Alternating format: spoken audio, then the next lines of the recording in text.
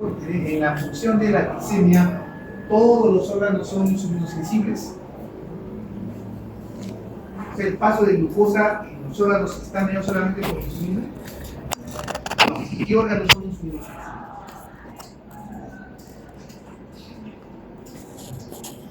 ¿Ah? Hígado, otro indirecta, otro músculo.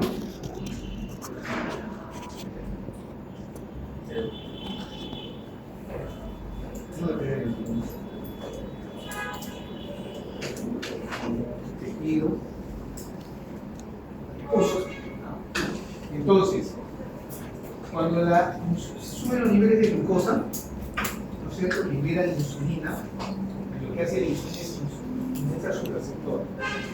Se producen señales de señalización que hacen que los transportadores de glucosa, el GLUT4, se expresen en la superficie de la célula para que la glucosa ingrese.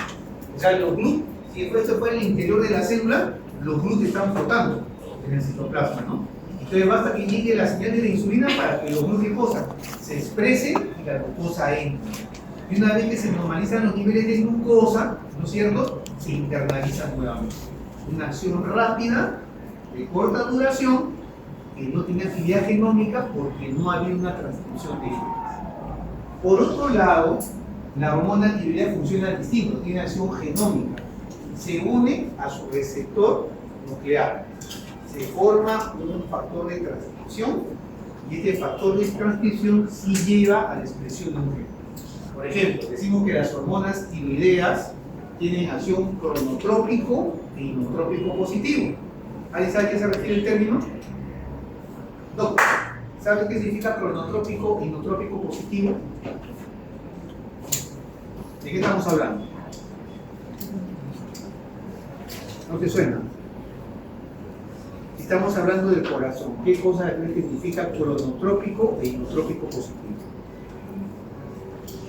Cronotrópico podría ser que se produce al mismo tiempo. ¿No? Aumenta la frecuencia cardíaca. Inotrópico disminuye.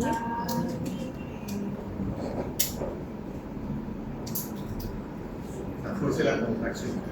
Ahora, ¿cómo las hormonas tiroideas median esa acción? Porque al unirse a sus receptores, ustedes están llevando la parte del sistema nervioso autónomo, lo que va a hacer la hormona tiroidea, al unirse a su receptor, favorece la transcripción de qué cosa? De receptores beta-adrenérgicos. O sea, el cardiomiyocito comienza a expresar mayor cantidad de receptores beta-adrenérgicos, de modo que la célula cardíaca se vuelve más sensible a la acción de las catecolaminas. Es una acción genómica, ¿no es cierto? Demora un poco más, pero tiene una duración más larga. Mismo, los receptores beta-adrenérgicos, todo eso. Eso es lo que hace. O sea, lo que hace la hormona tiroidea es que el cardiomiyocito exprese, sintetice más receptores beta-adrenérgicos, de modo que el cardiomiyocito se vuelve más sensible a la acción de las catecolaminas. Y la traducción clínica es un aumento de la frecuencia cardíaca y un aumento de cosa de la fuerza de la contracción. Entonces siempre recordar, las hormonas proteicas son receptores de membrana y las hormonas esteroidales y las hormonas tiroideas son receptores nucleares. ¿Preguntas hasta ahí? Bien. Esto es lo que hablamos de la forma de señalización. ¿Ya? La forma clásica que hemos hablado, la definición, las hormonas tienen acción endocrina. ¿Por qué? Porque se secretan hacia la sangre para ejercer un efecto de un órgano ubicado a distancia. Pero la evidencia actual demuestra que no es solamente así. Llamamos hormonas también sustancias que tienen acción endocrina. Son producidas por la célula para ejercer efecto en la misma célula. ¿Ya? Y tenemos también la acción de acción paracrina. Se produce en una célula para ejercer efecto en una célula o un tejido de célula. Entonces, el término de hormona ya no solamente la restringimos a las sustancias que tienen acción endocrina, sino las también que tienen acción autocrina y paracrina. Otro concepto que les va a quedar, ¿ya? Las hormonas peptídicas son hidrosolubles. Y entonces, como son hidrosolubles, pueden viajar libres sin enlace. Las hormonas esteroideas y las hormonas tiroideas son hidrofóbicas. No pueden viajar libre en el plasma, sino que lo hacen unidos a proteínas de la grasa. Primera pregunta, doctora, ¿cuáles son los órganos que forman proteínas principalmente? ¿Qué has leído? Y de repente estás llevando hasta la inmunología, ¿no? En inmunología, ¿qué células produce proteínas? Cuando han llevado inmunología. ¿Recuerdas? ¿Recuerdas tu doctora? Tengo ninguno. Ya, te puedo ir. ¿Qué puedo decir que no? Pero no, ¿qué células producen proteínas en el sistema inmunológico? ¿Ah? No, las T no.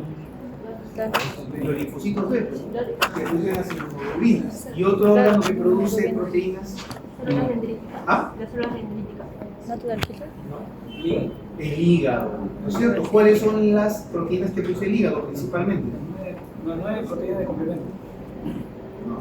Pero principalmente, ¿cuáles son? Ya, el complemento. ¿Está bien? Yo te puedo decir hasta factor de coagulación. ¿Qué otras? Pero las principales. Las que te van a venir en el perfil hepático, porque eso es lo que más vas a evaluar.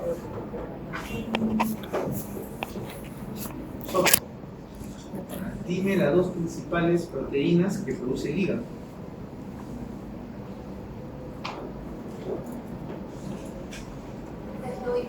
¿Ah?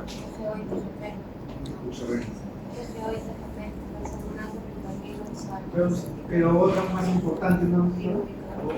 Albúmina, ¿no es cierto? Que para mantener la presión mucótica, globulinas, que son las principales células de transporte. O sea, cuando vemos la parte de tiroides van a ver que hay una globulina fijadora de la hormona tiroidea. Cuando veamos el tema de corteza suprarrenal, hay una globulina fijadora de cortisol, de andrógenos, etc. Entonces, las hormonas esteroideas y las hormonas tiroideas ya están unidas a la proteína de transporte. En el caso, por ejemplo, de los corticoides, en el caso de las hormonas tiroideas, casi el 99% viaja unida a proteínas, ¿ya? Pero es esa fracción menor del 1% que está libre la que ejerce el efecto fisiológico. O sea, la fracción más importante es la fracción libre, porque es la que ejerce el efecto fisiológico en los tejidos y porque también participa en los mecanismos de retroalimentación que vamos a ver un poquito más allá. ¿Preguntas hasta ahí? Son conceptos que tienen que ir quedando. Bien, aquí tenemos la acción hormonal. Entonces tenemos las principales hormonas que contribuyen a la homeostasis. La hormona tiroidea controla el metabolismo basal en casi todos los tejidos, ¿no es cierto? Favorece el consumo de oxígeno. Cortisol, metabolismo energético, acción permisiva para otras hormonas, ¿no? Parte del metabolismo energético, ¿no?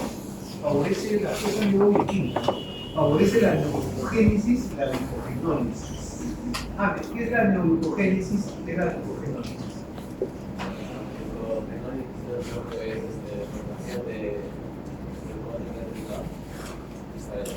No, pero no es cortisol.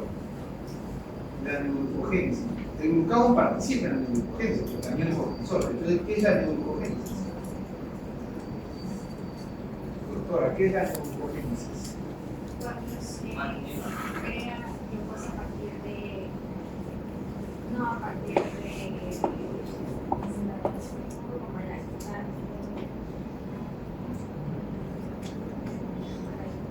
la. Por ahí es. A partir de no glúcidos. ¿A partir de qué? De no glúcidos.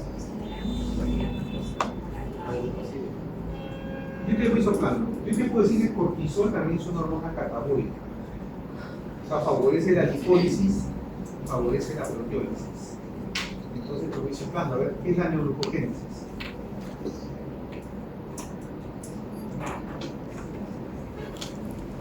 Doctora, ¿qué es la neurogénesis? Yo bioquímica, ¿no? Yo no le pido que se pone esto de eso, ¿no? Pero al menos es la concepto. ¿Qué es la neurogénesis?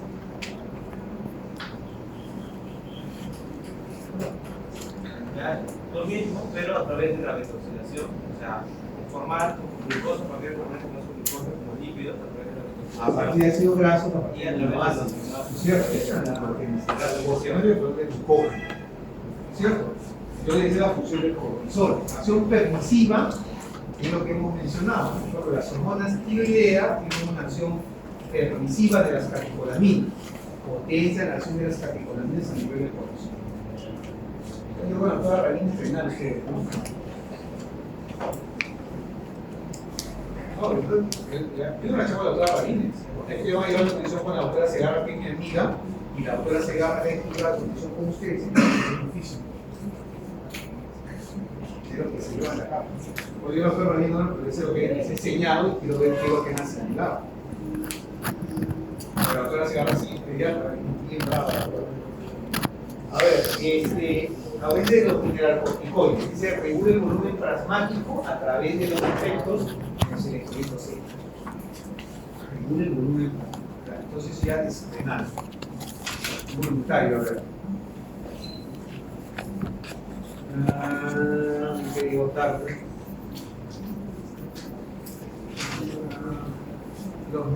Doctor, a ver, dime, cuando hablaba con la doctora Rabines de fisiología renal, ¿qué mineral corticoide te viene a la mente?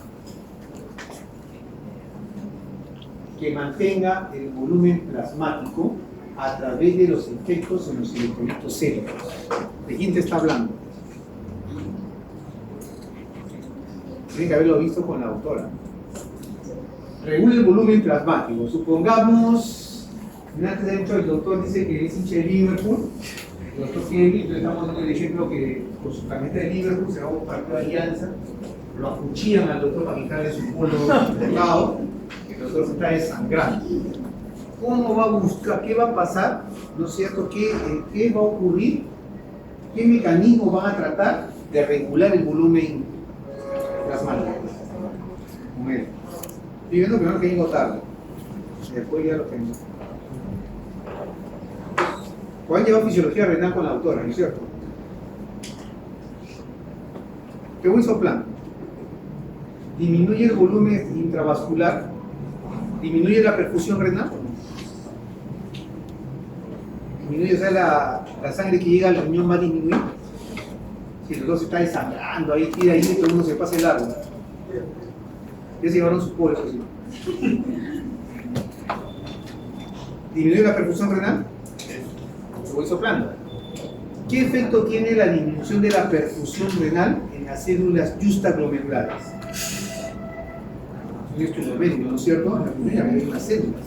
¿Qué efecto tiene la disminución de la perfusión renal? Disminuye la presión sanguínea a nivel del glomérulo. ¿Qué se libera?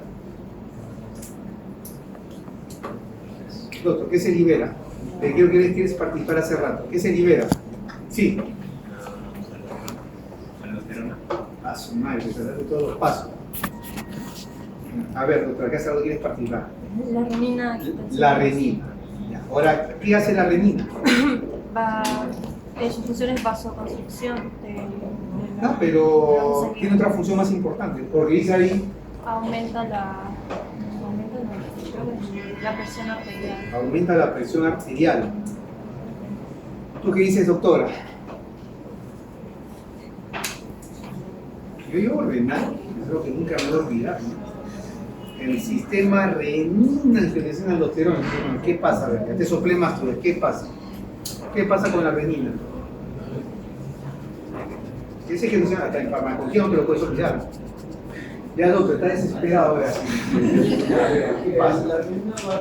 Es una enzima que actúa con la angiotensina que es la proteína producida por el hígado.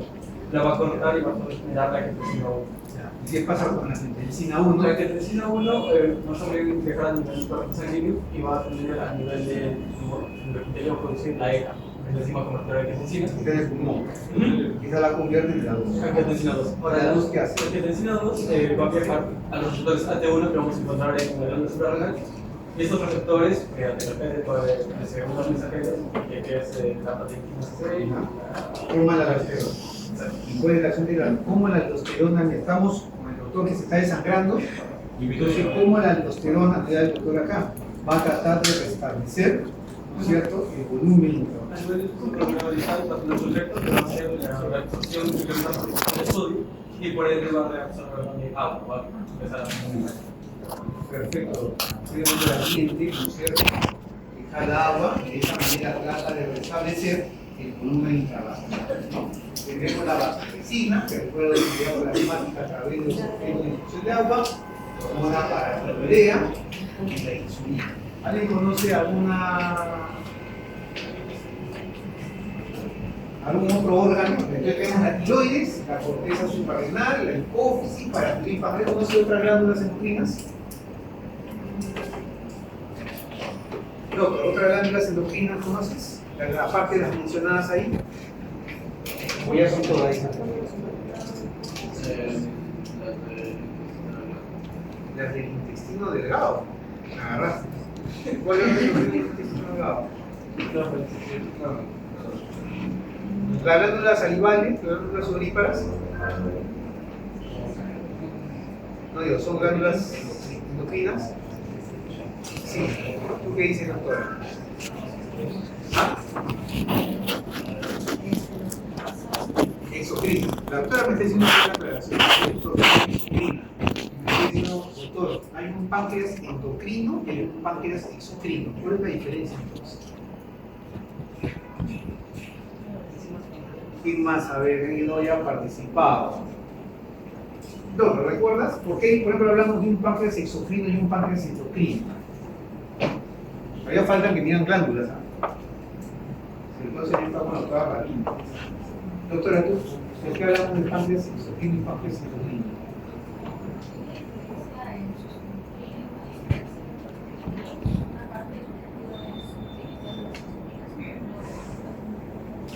¿No? ¿Ya? el otro tiene función como el insulina. Ya, pero porque yo el doctor acá dice, doctor, el páncreas endocrino produce enzimas digestivas y el páncreas endocrino produce insulina. Ya, pero explícanos por qué se llama exocrino y por qué se llama endocrino. Insulina es porque prácticamente va a salir del cuerpo con el organismo y los organismos lo van dentro. ¿Y por qué consideras que las enzimas digestivas salen de tu cuerpo? ¿Ah? Mediante el presente. ¿Pero por qué consideras? Porque yo no veo tu bilis. Pierde conducto, ¿Ah? creo que pierde conducto. Cuando pierde conducto ya no sé. No es el concepto. O sea, El conducto ya porque. ya no digan filosofía, ¿no? O sea, voy a poner un pensamiento. Aristóteles decía que es tan importante saberla expresar la idea como la idea misma. Que vean inglés, o sea, no basta conocerlo, sino saber comunicarlo. Es tan importante expresar la idea que tienes acá como la idea misma, porque si no la expresas, ¿no? Entonces, supongamos que vamos al doctor Kevin Arnold, ahora, cualquiera de ustedes, así, ¿no? O sea, si ustedes tienen la boca abierta y el esfínter relajado, el esfínter anal es una continuidad del medio externo. O sea, la luz del tubo digestivo se considera una continuidad del medio ambiente. Por eso ustedes han visto que la mucosa intestinal tiene epitelio, ¿no es cierto? Entonces, por eso, todo, si tú me hablas del cubo pancreático, al verterlo hacia la luz del intestino, lo está vertiendo hacia el medio externo. Porque la luz del tubo digestivo, desde la boca hasta el esfínter anal, se considera como una continuidad del medio ambiente. Y en cambio, el páncreas endocrino, como dice el doctor, lo secreta la sangre. O sea, no llega hacia el exterior. Ahora, sigamos. Con la doctora Ramírez, ¿qué glándula endocrina han aprendido con la doctora Ramírez? Doctor, ¿qué glándula endocrina les enseñó la doctora Ramírez?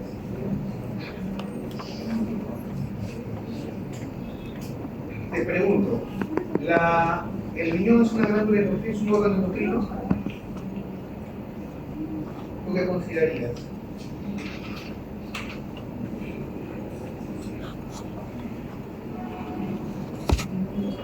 ¿Sí o no? ¿Qué dice doctora? ¿Sería un órgano endocrino el riñón? ¿Por qué?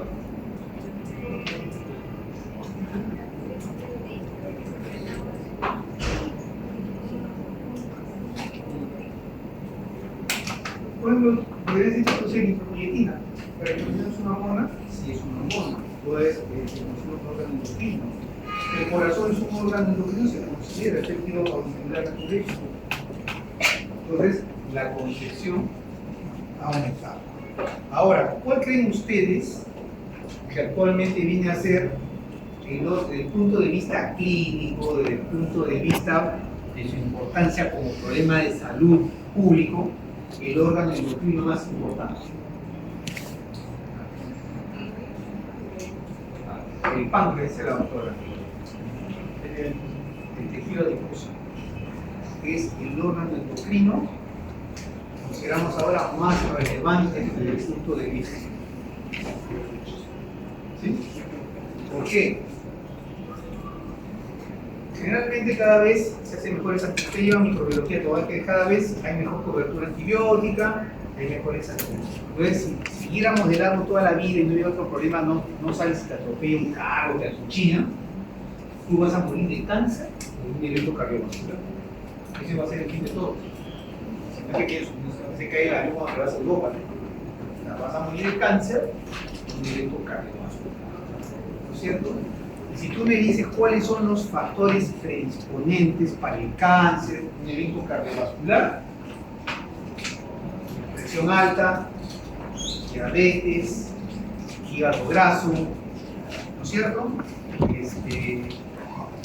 Hipertensión, triglicéridos, ¿sí? Todos son factores predisponentes para el evento cardiovascular. ¿Cuál es la causa de todo eso? La resistencia a la insulina producto de la obesidad. Y la obesidad también es un factor de riesgo para el cáncer. Entonces, el problema que tenemos ahora es la adiposidad de la gente. El tejido adiposo constituye el órgano endocrino más importante porque la diabetes, la hipertensión, los eventos cardiovasculares, todo depende del sobrepeso. Entonces, viene la recomendación a los que están gorditos, ¿sí? Tienen que bajar de peso. Porque la resistencia a la insulina es una condición que los va a llevar a otros problemas. Y después, cuando veamos el primer páncreas endocrino, vamos a ver que se trata de la resistencia a la insulina. ¿Quién tiene resistencia a la insulina? ¿Nadie? Levanten la mano los que tienen sobrepeso. A ver. ¿Tiene resistencia a la insulina? ¿Quiénes tienen un familiar en primer grado con diabetes? Tienen resistencia a la insulina. ¿Quiénes de las mujeres de ustedes alguna vez se tienen ovario poliquístico? Que no lo quieren decir, pero los que tienen ovario poliquístico tienen resistencia a la insulina. Si te han detectado un hígado graso, tienen resistencia a la insulina. Si a ellos hemos tenido oscurecimiento del cuellito así negro con los calcitos, eso es resistencia a la insulina. Entonces, la resistencia a la insulina es una condición, no es una enfermedad que si no la controlan, los va a llevar a los problemas de salud que hemos mencionado y son producto del estilo de vida. La resistencia a la insulina, eso es lo que dice el doctor, yo como lo asimilo, es una ventaja evolutiva. Nosotros hace 50 años éramos cazadores nómadas, caminábamos un montón y comíamos poco. Ahora la situación se ha invertido, ¿no? Caminamos poco y comemos mucho. Tú ves a los pacientes en la clínica Cayetano, casi todos, inclusive los gorditos, se bajan en la tupa y toman su mototaxi. Tú visto donde reconoce a la clínica Cayetano y le dicen, está lleno de mototaxi, porque la gente no quiere caminar de la tupa hasta el hospital. Y previo, después de salir de la atención, al frente lo que está lleno de comida chatarra. Entonces vas a ver al endocrino, en tu mototaxi, sales, te metes tu salchipapa y te veas en tu. Entonces, esa cuestión es de cosas. Bien, preguntas hasta ahí. Seguimos. Vamos a hablar ahora del mecanismo de control retroalimentario. Y esto yo les digo que viene a ser la base prácticamente de la fisiología, de la fisiopatología y de la clínica endocrina. Y esto va a ser parte del examen. Si tú no comprendes esto, no te va a ir más, porque yo otro que voy a aprender son casos clínicos. ¿En qué se refiere un mecanismo de retroalimentación? O sea, cuando han querido hacer una clasificación embriológica, histológica del sistema endocrino, no se ha logrado un consenso. Pero lo que se ha hecho es una clasificación, por decirlo así, topográfica.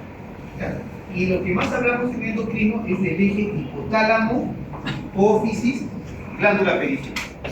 Entonces, en estos sistemas, las hormonas hipotalámicas y las hormonas hipofisiarias tienen un efecto trófico sobre las glándulas periféricas, principalmente suprarrenales, tiroides y la boca. Es decir, las hormonas hipotalámicas y hipofisiarias estimulan el crecimiento y la función de la glándula periférica. ¿Sí? Pero a su vez, las glándulas periféricas también ejercen una retroalimentación negativa sobre el hipotálamo y el hipófisis. Supongamos, hablemos de la glándula tiroides.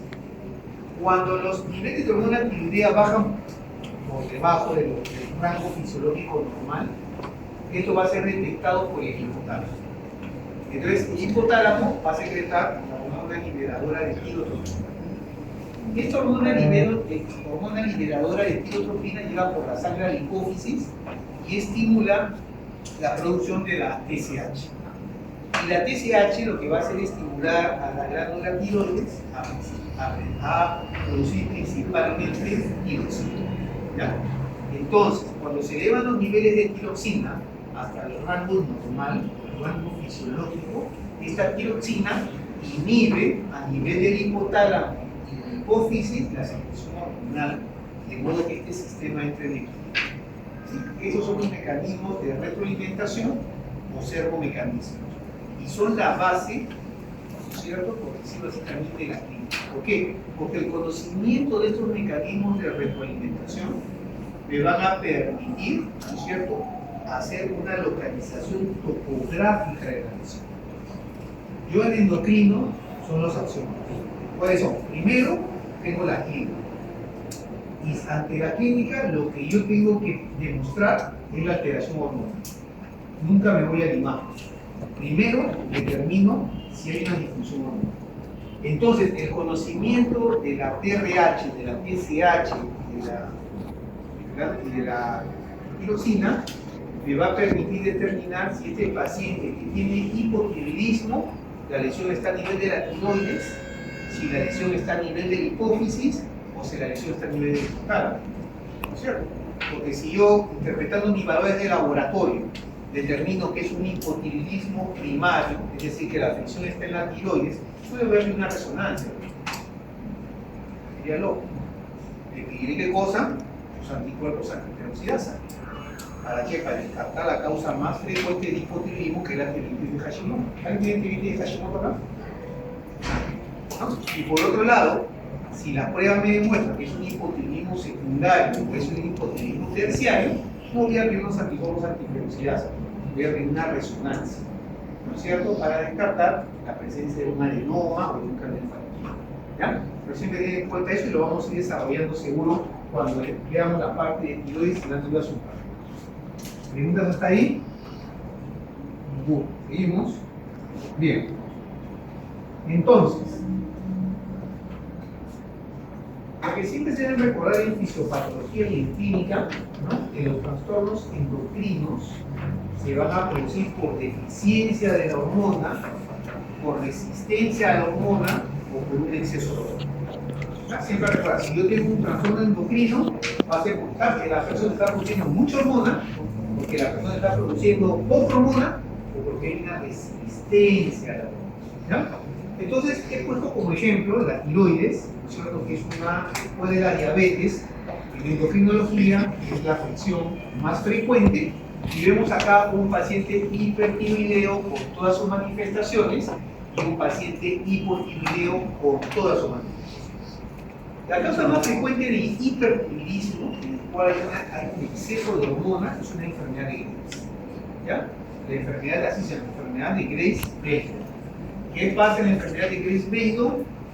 Se forman anticuerpos que se unen a nivel de la tiroides al receptor TSH y estimulan a la glándula a producir más hormona de lo normal. ¿Ya? Entonces, el exceso de hormona que produce, por ejemplo, que estos pacientes usan con taquicardia. ¿Por qué? Porque hemos visto la hormona tiroidea favorece la expresión de receptores beta-adrenérgicos y vuelven al corazón más sensible a la acción de las catecolaminas y el paciente cursa con taquicardia. Acá vemos los efectos del exceso de hormona. Por otro lado, el paciente con hipotiroidismo, que puede ser una tiroiditis de Hashimoto, es una enfermedad, una tiroiditis también de origen autoinmune, en las cuales los anticuerpos no estimulan la tiroides, sino por el contrario, dañan la tiroides y el paciente ya no puede producir la cantidad suficiente de hormona tiroidea.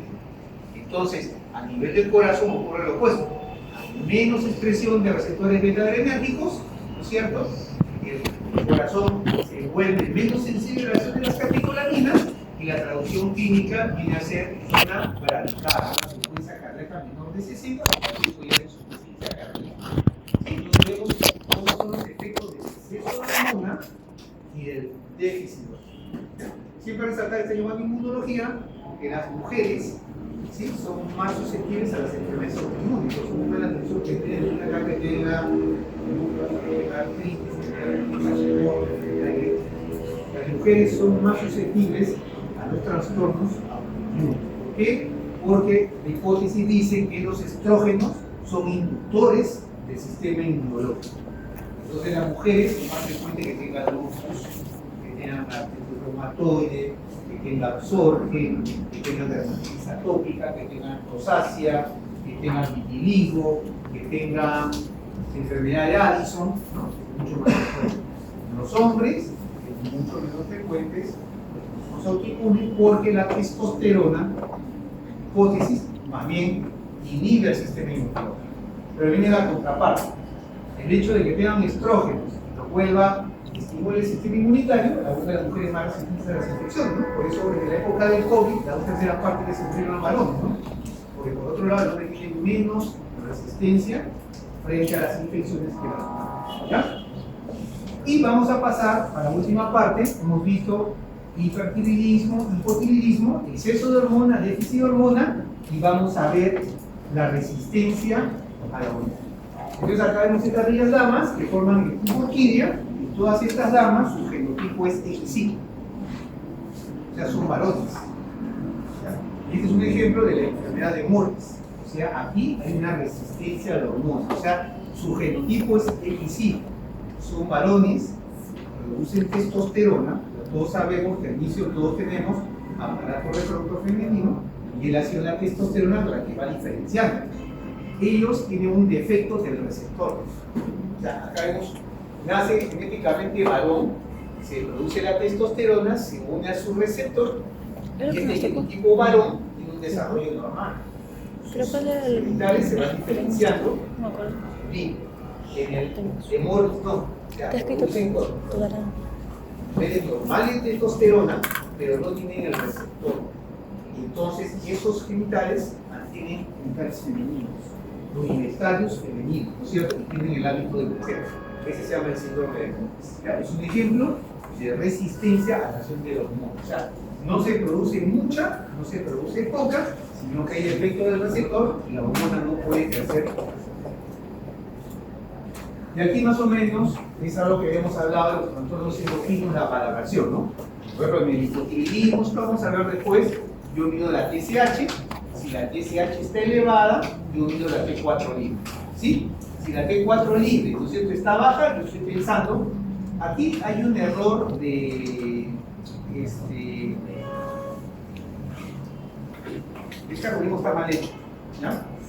Está mal hecho, del libro ese, pero está mal hecho. Entonces, si yo tengo una TSH elevada, ¿no es cierto?, y mido la T4 libre, y la T4 libre está baja, yo pienso en un hipotiroidismo primario. ¿Sí? Nada más eso había que revisar. Y por eso, si es un hipotiroidismo primario, lo que piden son los anticuerpos antiperoxidasa.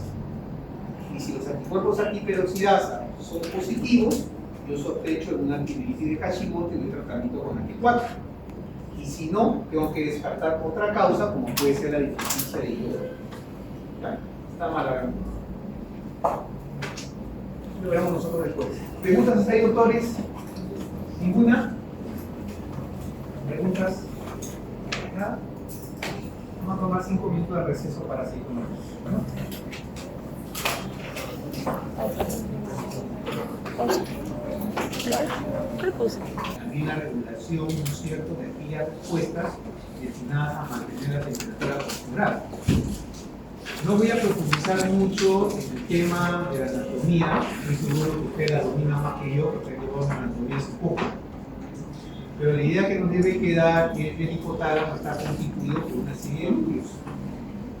Aquí lo que más me interesa es quizás recordar el núcleo paraventricular, el núcleo supraóptico y el núcleo arqueado. ¿Ya? Por motivos que vamos a ver, el núcleo arqueado, porque a través de la dopamina hace efectos sobre la hipófisis, y el núcleo paraventricular, perdón, el núcleo supraóptico, sí, el paraventricular, porque en estos núcleos está constituido por los cuerpos de neuronas que van a producir, ¿no es cierto?, la vasopresina y la oxitocina. ¿Ya? Vemos acá entonces cómo tenemos nuestro hipotálamo, vemos acá un plexo primario a nivel de la eminencia media, que está constituida por ramas de la carótida, el trígono de Willis, que atraviesa la eminencia media y desemboca en el sistema pórtico oficial. ¿Ya? Un lóbulo posterior que constituye la neurohipófisis. ¿Qué debemos recordar? ¿No? Que la neurohipófisis y la hipófisis tienen origen embriológico distintos. ¿Sí? La adenohipófisis se forma de la bolsa de Rayleigh, de la faringe, y la neurohipófisis de una invaginación del tercer ventrículo. Entonces podemos ver que la neurohipófisis está constituida por las terminaciones nerviosas, ¿no es cierto?, de neuronas que se encuentran en el núcleo supraóptico y paraventricular. ¿Sí? Estas son las neuronas que van a producir la oxitocina y la vasopresina. Entonces, la neurohipófisis realmente no forma hormonas, las almacena.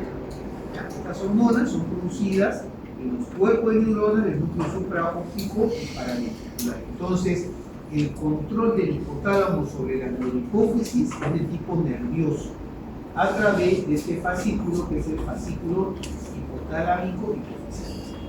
Y ya habíamos hablado de este plexo primario, constituido por la rama de la carótida, por la rama del trígono de Willis, que atraviesa la eminencia media, ¿no?, para terminar en este sistema portal hipoficial. La adenohipófisis sí produce hormonas, como vamos a ver más adelante, va a estar constituido por células lactotropas que producen prolactina, somatotropas que producen hormona de crecimiento, gonadotropas, FSH, LH, corticotropas, ACTH y tirotropas, TSH, o sea, sí se forman.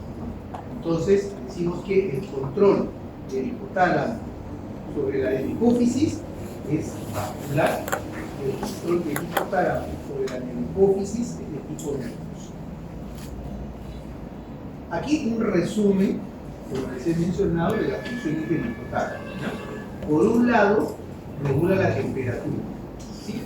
La principal información viene de termorreceptores de la piel, de los crioreceptores, que como ustedes recuerdan, son más numerosos que los receptores del calor. ¿Ya? Entonces hay una porción anterior del hipotálamo que reacciona al calor, ¿sí?, estimulando, por ejemplo, la vasodilatación cutánea, y hay una porción posterior del hipotálamo, como vamos a ver más adelante, que reacciona al frío, probablemente, ¿no es cierto?, estimulando los escalofríos, ¿no?, generar contracción muscular. Hay un control neuroendocrino de las catecolaminas, ¿no es cierto?, a través del sistema con áreas vinculadas a la emoción que llegan a la médula suprarrenal, vasopresina, oxitocina, regula estas hormonas adenohipoficiales que vienen a ser la TSH, la ACTH, la FSH, la LH, la prolactina y la hormona de crecimiento, regula comportamiento apetitivo, como viene la sed y el hambre, comportamiento sexual, reacciones de defensa, miedo, ira, que hemos visto son parte del sistema nervioso autónomo simpático, y control de ritmo corporal. Acá la de los núcleos supraquiasmáticos. Vamos a ver que mucha función endocrina tiene un ritmo circadiano, o sea, hay hormonas que tienen un ritmo circadiano. ¿Qué se refiere al ritmo circadiano? Que la secreción de hormonas se produce más en un determinado momento del día, y el más conocido es el cortisol. Y esto probablemente por la existencia, ¿no es cierto?, hemos visto de la melanopsina. ¿Recuerdan qué era la melanopsina?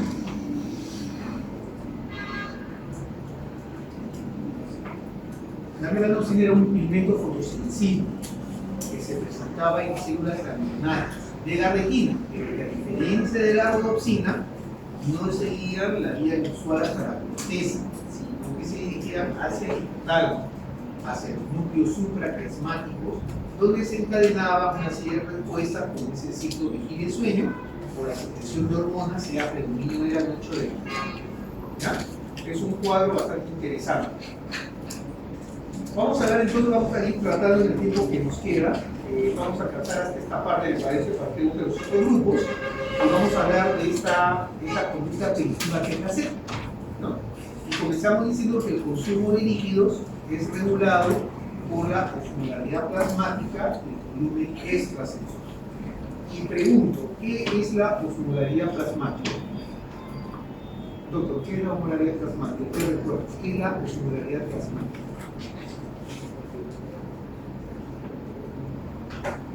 Se han llevado, yo imagino que se han llevado renal venosa con osmolaridad, con perfusión, renina intestinal, aldosterona, así. ¿Qué es la osmolaridad plasmática?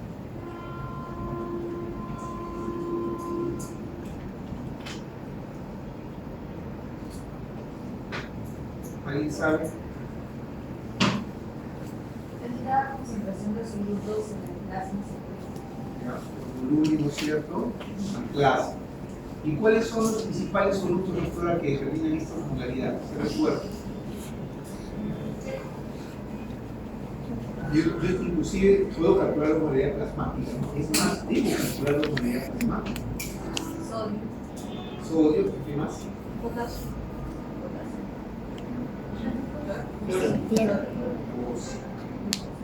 Usted debe olvidarse. Usted puede calcular la osmolaridad. ¿Se recuerdan la fórmula de la osmolaridad plasmática? 2 veces el sodio más la glucosa 18. Bien. Entonces, acá supongamos, por un ejemplo, uno de ustedes se mete su ceviche carretilla, le da una diarrea pues imparable. ¿La osmolaridad aumenta o disminuye? ¿Qué dices? Aumenta la osmolaridad, ¿no es cierto? Entonces vemos que hay una hipertonicidad.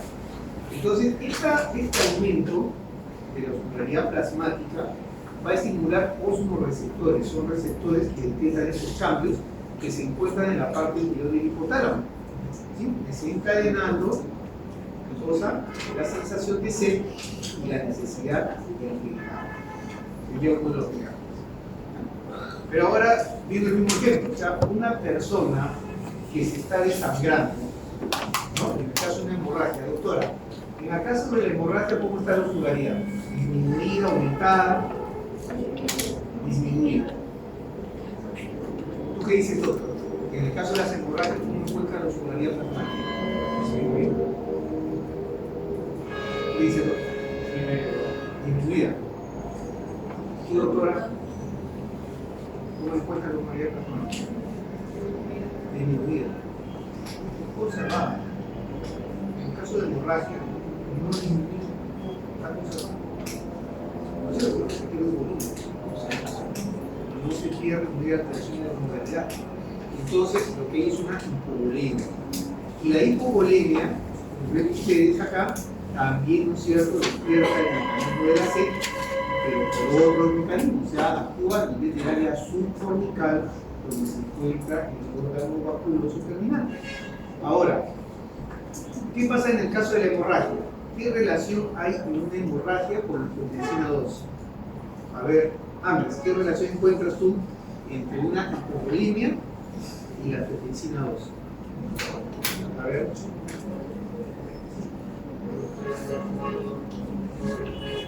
¿Cuál sería la relación ahí desde el punto de vista fisiológico? ¿Qué relación encontrarías entre la hemorragia hipovolemia y la angiotensina 2?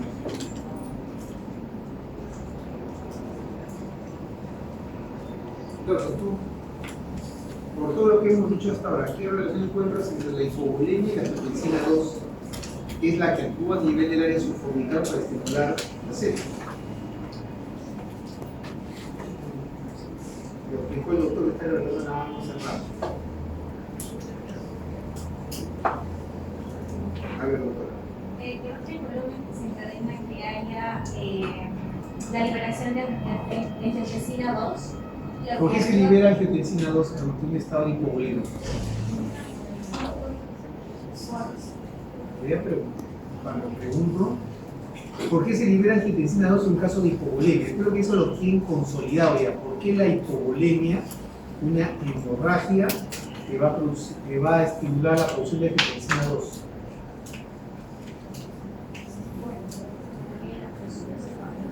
¿Cómo? Disminuye la presión sanguínea. ¿Ya? Entonces se libera para. Ya, entonces disminuye la presión sanguínea. ¿Qué pasa? Se libera angiotensina 2. ¿Así, de frente? O sea, el pulmón de frente libera la angiotensina 2. ¿Por qué? Ya, te pregunto, ¿por qué la disminución de volumen produce angiotensina 2? O sea, como hemos hablado hace un momento.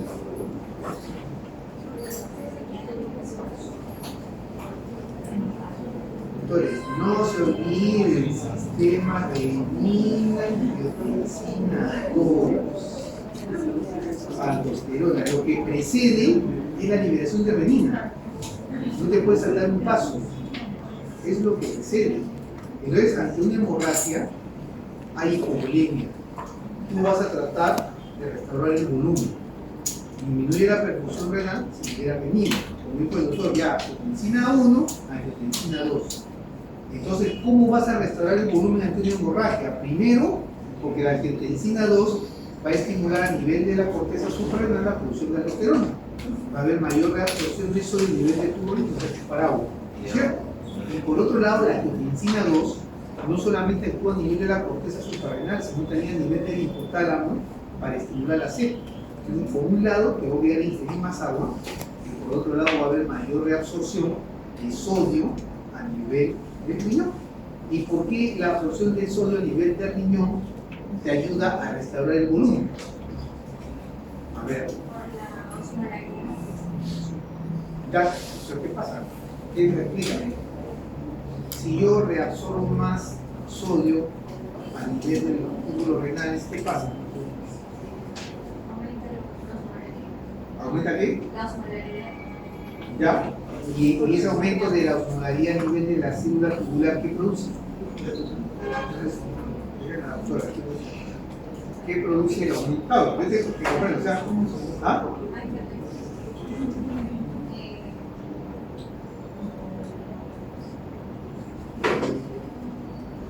¿Qué produce? O sea, te entiendo bien, o sea, ya, doctor, ahí se produce aldosterona, la aldosterona absorbe más sodio. Entonces, pregunto, la concentración de sodio es mayor en la célula tubular que en la luz tubular. ¿Y eso qué produce? No le sopla.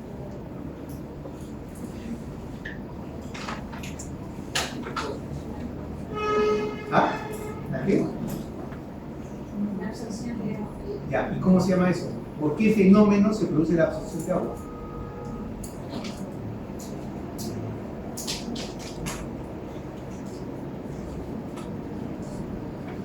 ¿Cómo se llama ese proceso, doctora? ¿Qué me están hablando todo eso?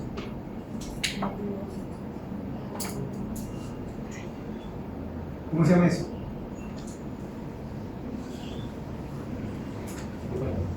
¿Cuál es la palabra? Osmosis, pues. Si yo tengo una concentración, tengo una membrana, que es la membrana tubular, tengo agua acá y tengo acá, y la concentración de solutos es mayor dentro de la célula tubular, el agua va, ¿no es cierto?, donde hay mayor concentración de solutos, en otras palabras, donde hay menor concentración de agua. Eso es lo que produce, o sea, por osmosis, y eso es lo que evitar. Bien. Otro mecanismo que van a leer también es que después de ingestión de alimentos, ¿no es cierto?, aumenta la glucosa postprandial, entonces aumenta la osmolaridad y también dice que es algo puntual, mucho de ejercicio fisiológico, que ya también cuando almuerzas, te da por ingerir agua, ¿no? Por aumento de la humedad plasmática, de repente por incremento de la glucosa postprandial. También hay estímulos sensitivos, dice monotaco C, te pones un trozo de hielo en la boca, y la sensación fría, que puede ayudar también a la sensibilidad. Pero estos básicamente son los mecanismos principales. esto, lo vamos a ver mañana sobre las hormonas, la vacunación de la. Estos son el. Lo vamos a dejar ahí para estar a la altura del grupo. Entonces,